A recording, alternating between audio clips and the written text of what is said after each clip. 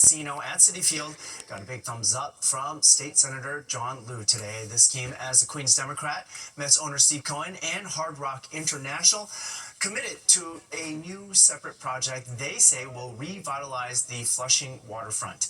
They unveiled plans for the so-called Flushing Sky Park, a pedestrian and bicycle bridge spanning Flushing Creek, which would connect downtown Flushing to Willets Point, where Cohen has also proposed the Metropolitan Park and Casino development near Citi Field. That plan needs state approval since it would use Citi Field parking lots, which are technically park land. Liu says he will support a bill to expand the permitted uses of those lots. Underscored that Flushing must be integral, not ancillary, to their plans.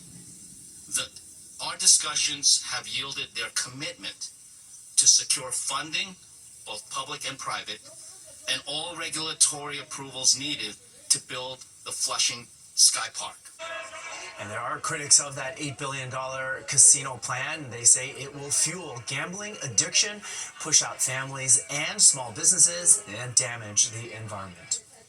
Andrew Cuomo's mayoral run getting a big endorsement today. Congressman Gregory Meeks, who is also the Queens County Democratic chairman, put his support behind the former governor, calling him the best person running for the job and someone who gets things done.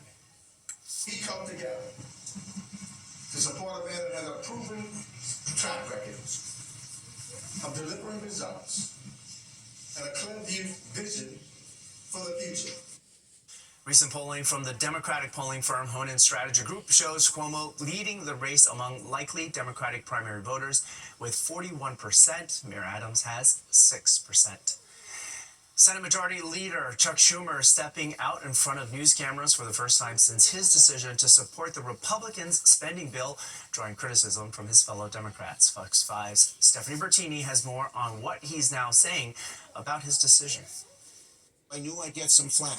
Senate Minority Leader Chuck Schumer, at one of his regular Sunday news conferences set to warn about possible bank fee hikes, addressed his decision to support the Republican-led funding bill that recently passed the Senate.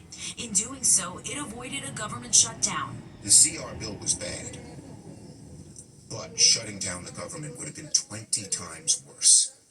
Because when you shut down the government, you give Trump, Doge, Musk full power to determine what to shut down and what to keep open. He made the right decision in terms of the realities of the position that the Democratic Party is in the minority. Political expert David Birdsell from Kean University weighing in on the decision many Democrats weren't happy with. What that would do is give the president, in the case of a shutdown, unilateral authority to decide what gets funded and what doesn't, when negotiations to end the shutdown would take place. And in the interim, he could shut down the federal court system. He could shut down any number of payments to people who are agitated in that Democratic base, and he could extend the period of time during which there is effectively no legislative counterweight. Birdsell also weighing in on the current political climate in America and what many may be feeling, he says. The climate right now is confused, anxious, and highly polarized.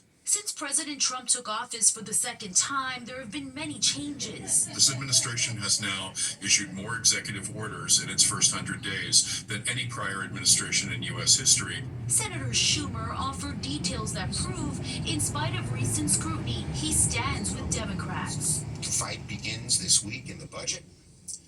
We are going to fight them. We Democrats are going to fight them tooth and nail. Stephanie Bertini, Fox 5 News. We have a developing story that's coming in right now. The NYPD asking for your help in identifying and finding the people in these photos. Police say they're wanted in connection with a crime that happened in Ozone Park today before 1 a.m. near Rockaway Boulevard and 97th Avenue. The group is accused of recklessly operating multiple vehicles and vandalizing at least 3 NYPD vehicles. The NYPD's Commissioner Jessica Tisch says police have already made several arrests but are looking for additional suspects. If you have any information on this case that can be helpful, you are asked to contact Crime Stoppers. President Trump is putting auto tariffs on Turbo Drive. Coming up, how it's already impacting Americans who are shopping for new wheels. And New Yorkers ushering in spring with a little help from a tulip bonanza in Union Square. And Tina Cervasio joins us now with a look at what's coming up. You're watching the 10 o'clock news. Trump's tariffs are kicking into a higher gear. He's calling Wednesday Liberation Day, on which he plans to roll out the latest set of his import fees, which includes a 25% tariff on cars. Economists expect it'll hike prices, especially for cars popular with the working class. Fox 5's Duarte Geraldino speaks with car shoppers about their purchasing plans. Some of the dealerships on Northern Boulevard in Queens, there's a mad rush to buy cars. I spoke with the salesman and I was like, oh, my plan was to buy it on June for the summer. But he's like, think about it now that it's like the tariffs are going to come in and you can save 3 to 5K. So I'm thinking about it now. It's just like, I don't want to feel pressure. But the pressure is on at this Honda dealership because of what President Trump is calling Liberation Day, which is this Wednesday. That's when he plans to roll out a 25% tariff on imported cars. He says it's to boost American industry, but many worry it could hit working families the hardest. We got to get it by Thursday, as they telling us, so it's going to go up a lot of percent. The exact price depends on how much of the 25% tariff automakers pass on. But for families already feeling squeezed by inflation and high interest rates, a lot of percent may be too much. How much are you looking on spending for a car?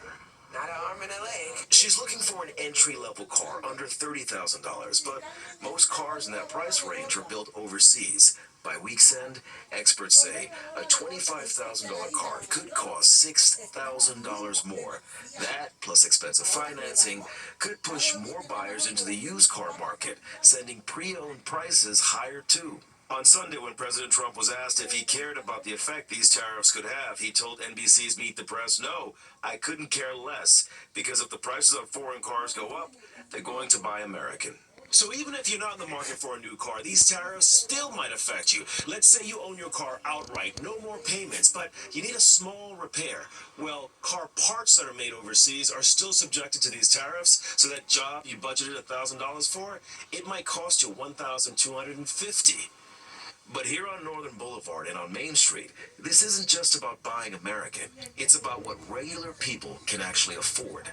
In Queens, Duarte Geraldino, Fox 5 News. Might have been confused today. Were we in New York City or in New Amsterdam? If there was confusion, it's because tulips took over Union Square. Who walked away with freebies as part of the springtime fun? That's coming up next. Well, who's got tulips? Everyone in Union Square today. The park was transformed for Tulip Day in NYC. 170,000 tulips were on display. Among those peddling the event was Royal Anthos, which has represented Dutch companies that trade in flower bulbs and other nursery stock products since 1900. It's amazing. We never expected this kind of enthusiasm, but there's about, I don't know how many thousands of people here to pick these flowers and take them home, bring happiness to the city, and make sure spring is really coming and it is really happening. You can see it here today. Yeah, so much so the website apparently crashed at one point. Registered participants, however, were able to pick their own bouquets that they got to take home. Puente's here now with our forecast. It worked out there today. Didn't rain on it. It did. It was a great day to be out there, actually. A little cooler than it was yesterday, even a lot cooler across parts of the region. The high today, only 48 degrees. Time now for our look ahead at some stories happening this week. Sharpen your knives. Outdoor dining officially begins Tuesday across the 5 boroughs. Restaurants are already setting up city-approved dining sheds. The new rules are making them a little smaller, and the sheds have to be portable so those businesses can take them down in the winter. And composting fines also begin Tuesday. The Department of Sanitation activated the composting program back in October.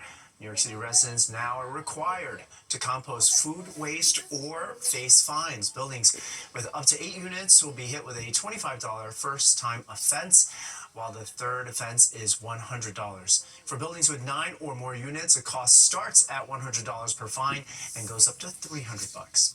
We're going to be right back, but first, let's take a look at what you need to know about tomorrow's commute. Want to hear something positive? Well, we got you covered. This pup was rescued from the East River. The NYPD says she was safely plucked out of the frigid waters this morning. Wrapped in a warm blanket here, she was taken to a shelter. So far, no one has come looking for her. So if you recognize this cute little pup, you are asked to contact police.